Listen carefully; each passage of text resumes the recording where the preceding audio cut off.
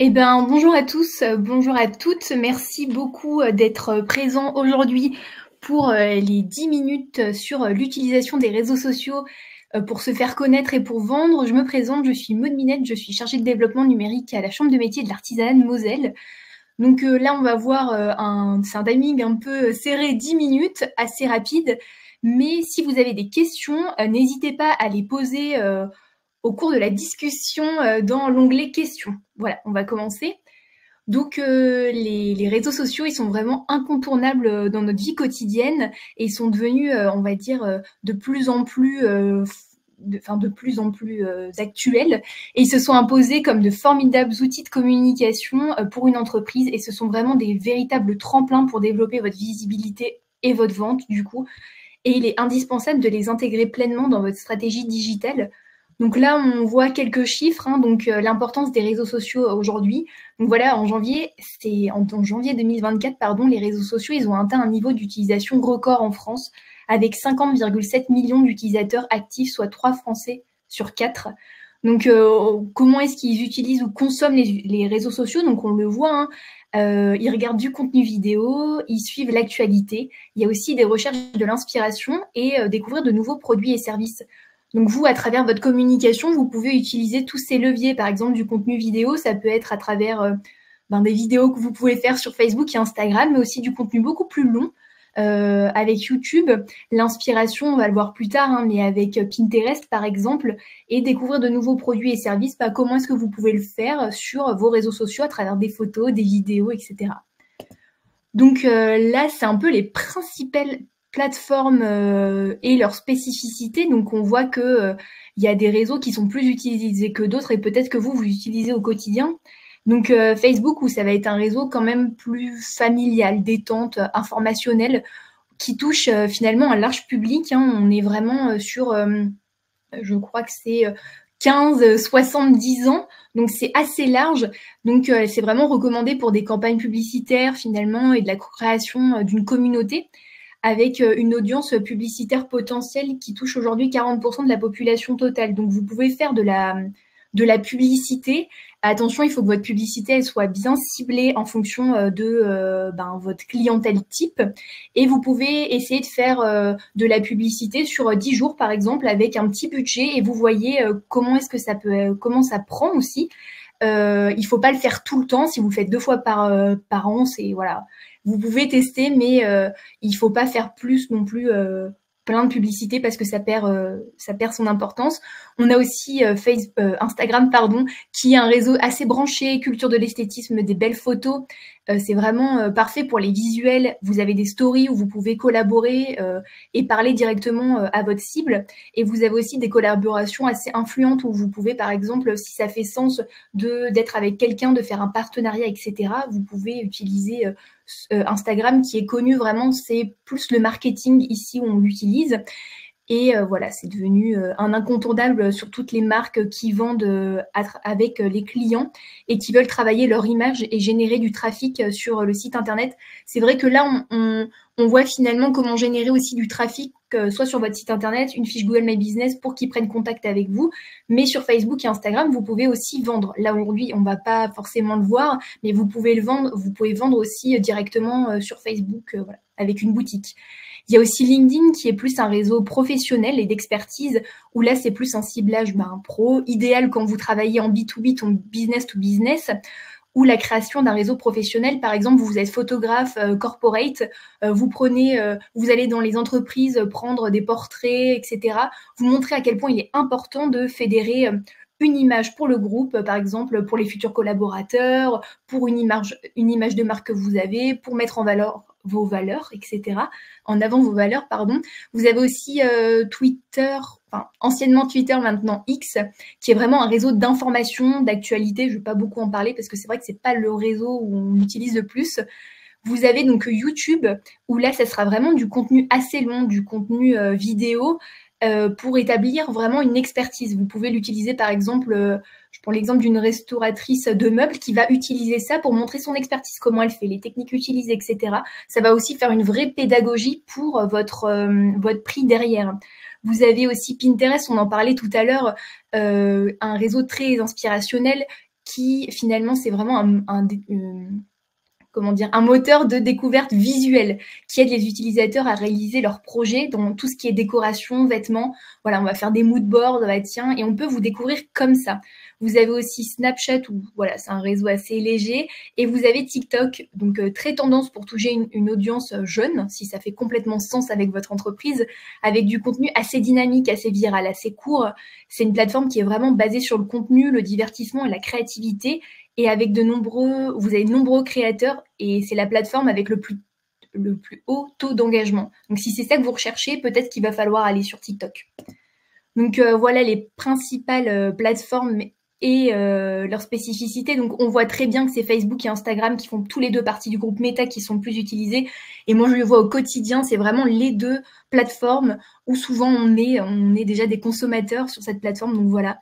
Mais avant tout, il faut vraiment que vous vous concentriez, surtout quand c'est le début et que c'est pas votre secteur d'activité, sur un ou deux réseaux pour commencer, voir là où votre cible finalement elle est, où est-ce que vous allez la toucher. Ça va vous permettre de mieux maîtriser votre communication en termes de compétences et surtout en termes de gestion de temps. Instagram et Facebook, ils permettent vraiment à votre marque d'être en constante relation avec vos clients, même à la maison, en étant omniprésent dans leur quotidien grâce à des stories, les publications. Par exemple, vous publiez une fois par semaine, mais vous êtes présent tout le temps en story, enfin tout le temps, plusieurs fois par semaine en story, voilà. Donc vous mettez vraiment toutes les chances de votre côté pour qu'ils viennent vous rendre visite et qu'ils passent finalement sur votre boutique, sur votre page, etc.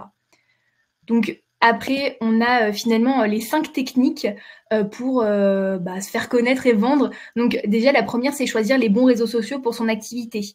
C'est une règle de base dans la communication et qui s'applique aussi aux réseaux sociaux, c'est identifier quelles sont les habitudes de votre clientèle.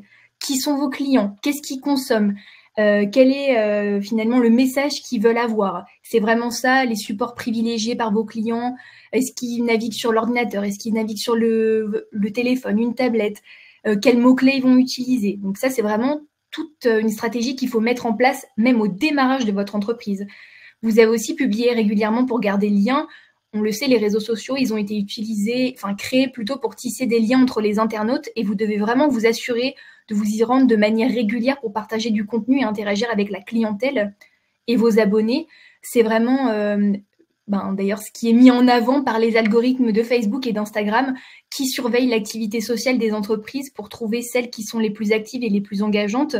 Donc plus vous serez régulier, plus vous susciterez l'interaction de vos abonnés et vous serez encore plus visible. Mais attention, il ne faut pas poster n'importe quoi. Donc voilà pourquoi il y a le 3e point, publier du contenu pertinent. Voilà, il faut que ça fasse sens, que vous ayez un message à faire passer. Il ne faut pas publier pour publier.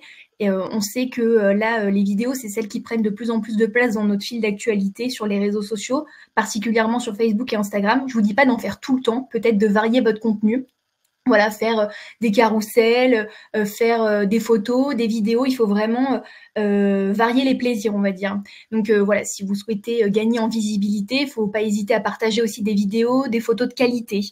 Et aussi des actualités sur l'entreprise, mais aussi sur le secteur d'activité. Voilà, réagir, le 4e point, réagir à l'actualité de son secteur, ça va vraiment améliorer la visibilité de votre entreprise. Et par exemple, je sais pas, je donne un exemple, vous êtes électricien et vous partagez sur votre page Facebook les dernières normes et obligations pour une installation électrique.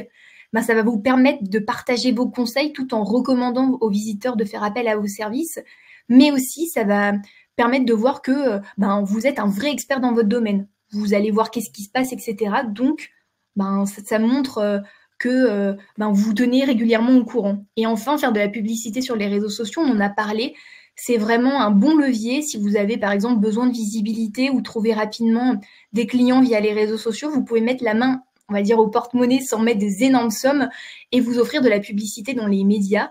Donc voilà, la quantité de données accumulées sur ces plateformes, ça va vraiment vous aider normalement à bien cibler les personnes à qui vous devez parler. Et de toute façon, vous êtes les personnes qui savez le mieux qui sont vos clients. Donc voilà, c'est finalement, il faut attirer de nouveaux clients, oui, mais comment on fait? Grâce à Facebook, les réseaux sociaux, Instagram, vous pouvez créer des communautés engagées et les fidéliser avec une communication, par exemple, 1, 2, 3, je suis désolée, une communication adaptée à leurs besoins. Et donc voilà, je conclus sur la santé de votre entreprise s'ouvre au numérique et elle est essentielle, pas optionnelle. On le voit, hein, il y a plein de chiffres qui démontrent tout ça. Je sais que c'est pas c'est souvent pas une chose qui est facile, mais en tout cas, c'est très important, voilà, de s'y mettre petit à petit. Et n'hésitez pas si jamais vous voulez vous faire conseiller, vous faire accompagner dans le choix et la prise de main des outils, soit à la CCI, soit à la chambre de métier. Voilà, il y a mes coordonnées si jamais vous voulez prendre rendez-vous.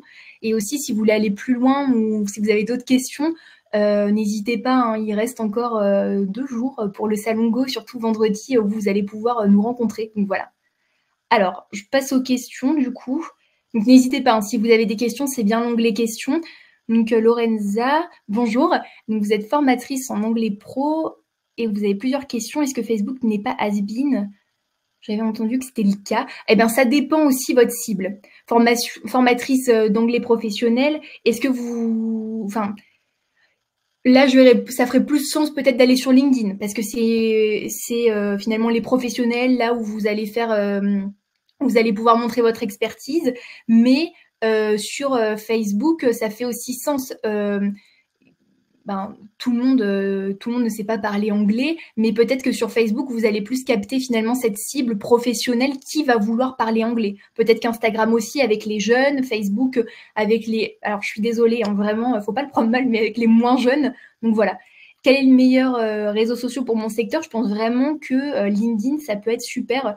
Ça peut vraiment être super pour montrer finalement tout ce que vous pouvez faire plus en professionnel finalement parce qu'il y a souvent aussi le langage qu'on n'a pas forcément. On peut très bien parler anglais dans une conversation, partir en vacances, mais pas dans le professionnel. Donc je pense vraiment que ça fait sens complètement d'aller sur LinkedIn.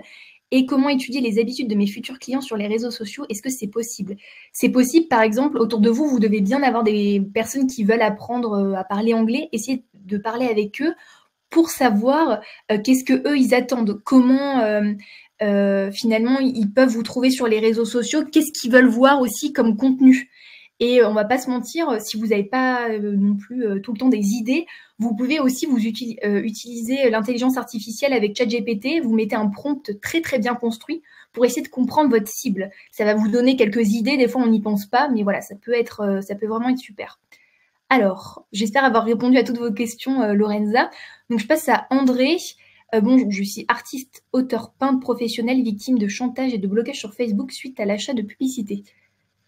D'accord, alors je ne savais pas que c'était possible. Est-ce que vous avez...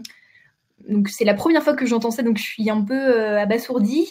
Déjà, désolée pour tout ça. Et le seul moyen, c'est vraiment finalement de contacter Meta Business pour leur dire que vous avez été victime de chantage. Là, je pourrais rien faire vraiment pour vous, mais il faut vraiment les contacter pour leur dire que vous avez un problème et surtout...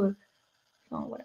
Désolée, je peux pas vous en dire plus, je saurais pas quoi dire d'autre. Est-ce que vous avez d'autres questions? Ou voilà, si jamais vous voulez aller plus loin, voir plus de choses, parce que là, je balaye vraiment très rapidement tous les réseaux sociaux, mais pour que ça fasse complètement sens avec votre entreprise, vous pouvez prendre rendez-vous avec nous, hein, la chambre de métier ou alors la CCI, voilà, on est tout à fait disponible. Eh ben, s'il n'y a pas de questions et si on me le permet, eh ben, je pense qu'on va terminer l'événement. En tout cas, merci à tous d'avoir participé et puis à bientôt pour les autres événements du Salon Go. Voilà. Ah, pardon, Lorenza, c'est quoi Freemium? C'est une partie que vous avez gratuite et en fait une partie où vous pouvez aller plus loin qui est payante. Par exemple, Spotify, c'est un bon exemple. Spotify, vous avez une partie gratuite et si vous voulez aller plus loin, c'est payant, sans pub, etc. Donc voilà.